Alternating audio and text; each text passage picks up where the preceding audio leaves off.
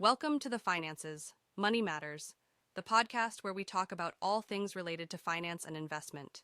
Today, we shall continue with the Episode 2. For the financial tips, firstly, let go of your limiting beliefs about money.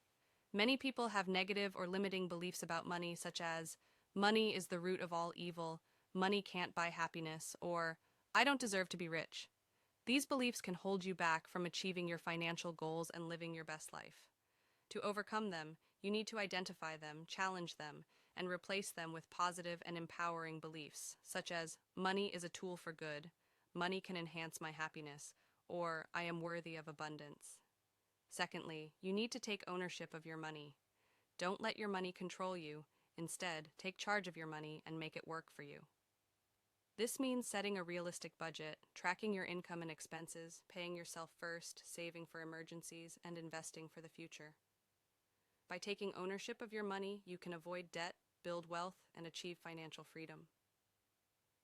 Thirdly, always set a timeline for your money goals. Whether you want to save for a vacation, buy a house, or retire early, you need to have a clear and specific timeline for your money goals. This will help you stay focused, motivated, and accountable. A good way to set a timeline is to use the SMART framework. Make your goals specific, measurable, achievable, relevant, and time-bound. For example, instead of saying, I want to save more money, say, I want to save $10,000 for a down payment on a house in 2 years. Number 4, build an emergency fund.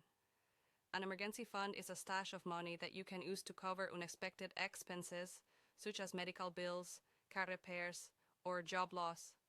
Having an emergency fund can help you avoid going into debt, dipping into your savings, or missing out on investment opportunities.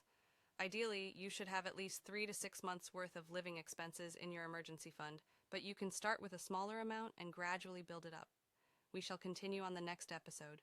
Thank you for listening to the Finances Money Matters, and we hope you learned something valuable today. If you enjoyed this episode, please subscribe to our podcast, leave us a review, and share it with your friends. See you in the next episode.